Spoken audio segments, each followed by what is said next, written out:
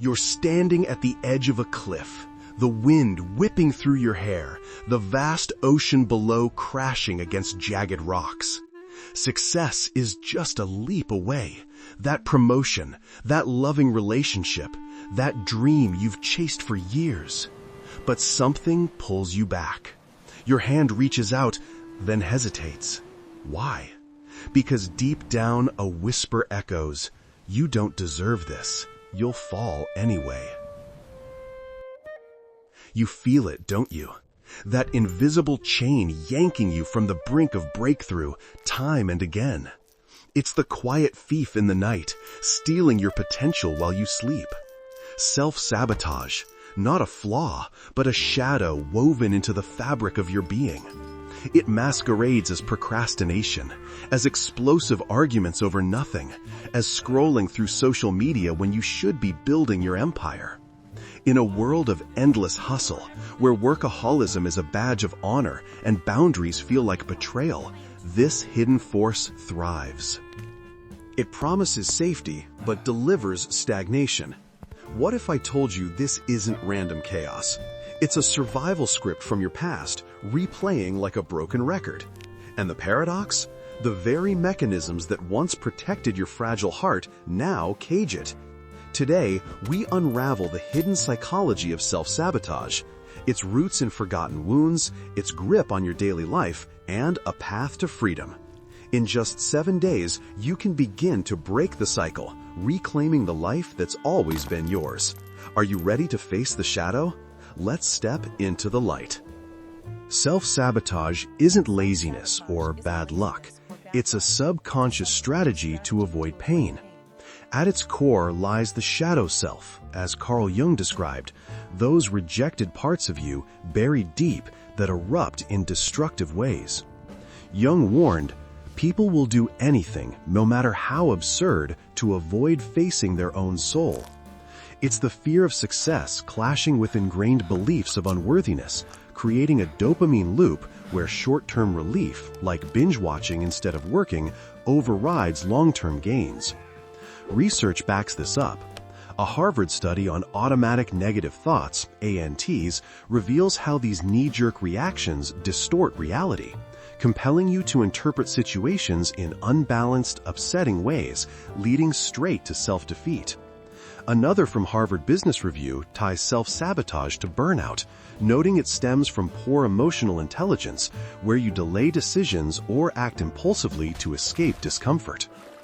Studies show that up to 80% of high achievers grapple with imposter syndrome, a form of sabotage where you undermine your own accomplishments out of fear they'll be exposed as fraud.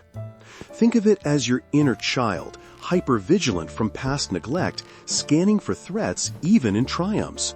Why risk the unknown when failure feels familiar? But here's the key. Awareness is the first crack in the armor. Recognize the patterns, the skipped gym sessions, the ghosted opportunities, and you start to rewrite the script. Let's paint a picture. Imagine a young girl, we'll call her Emily, tugging at her mother's sleeve in a dimly lit kitchen. Mom's eyes are distant, lost in her own storm of depression. "Not now, sweetie," she says, day after day. Emily learns to swallow her needs, to be the good girl who doesn't burden anyone. Fast forward to adulthood. Emily's in a thriving career, but she picks fights with her boss right before a big presentation. Why? That tug at the sleeve echoes. Better to fail on her terms than risk rejection. Or consider Alex, a boy raised in chaos where love came laced with criticism. "You'll never amount to anything," his father barked. Now Alex scrolls endlessly on TikTok, avoiding his startup idea. It's not laziness, it's armor. A historical echo? Think of Icarus flying too close to the sun. Not hubris, but perhaps a subconscious pull toward the fall he feared all along. These aren't just tales, they're mirrors. You might see yourself in the friend who sabotages relationships by pushing away intimacy, or the workaholic drowning in tasks to avoid true vulnerability. Rhetorical question: How many dreams have you let slip through your fingers disguised as realism? Stories like these reveal sabotage as a protector turned prison guard. In your grown-up world, self-sabotage wears many masks. Hyper-independence for one, that fierce, I don't need anyone stance born from early parentification, where you played caregiver too soon. It feels empowering, yet it's a paradox. Your kindness becomes self-destruction as you give until you're empty, resenting those you help. Then there's resentment, bubbling under social media smiles. In the US, where burnout from endless scrolling and side hustles is epidemic, you sabotage rest by comparing yourself to filtered lives. Procrastination?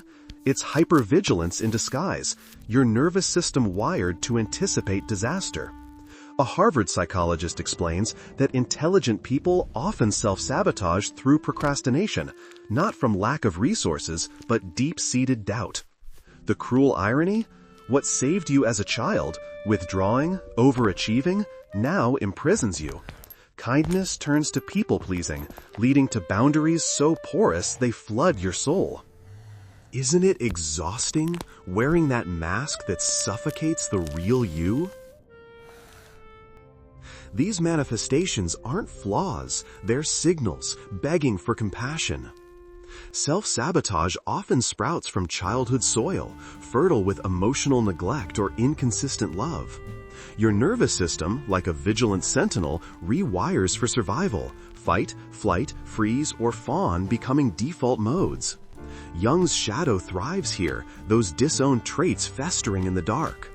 Deeper impacts? Chronic stress reshapes your brain, shrinking the prefrontal cortex responsible for decision-making, while amplifying the amygdala's fear responses. Studies link this to cycles of addiction or relational turmoil. Think sabotaging partnerships out of fear they'll mirror past pains. Harvard's Dr. Courtney Warren outlines 4 reasons: fear of intimacy, low self-worth, control issues, and familiarity with dysfunction. But origins aren't destiny. Understanding rewires the narrative. Repetitive motifs echo. The child tugs, the adult withdraws. Break it by naming it.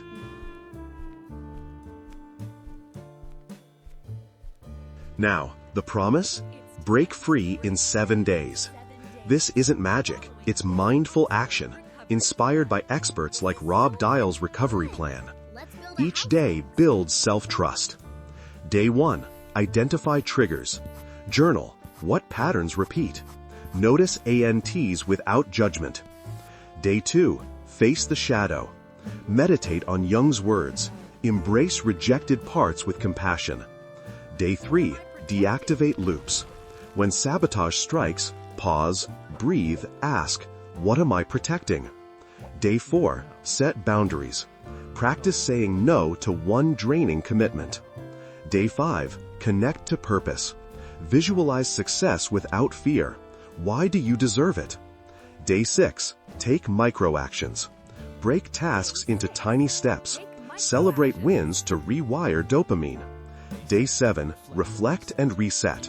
Review progress, forgive slips. This cycle, it's your new armor, for growth, not guard. Remember that cliff's edge? The wind, the whisper?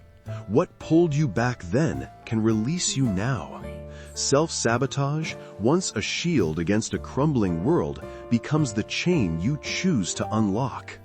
You've seen its face, in concepts like shadow and ANTs, in stories that mirror your own, in adult paradoxes and childhood roots. But healing waits. Inner child work, boundaries like gentle walls, dialogues with your soul. Start the 7 days today.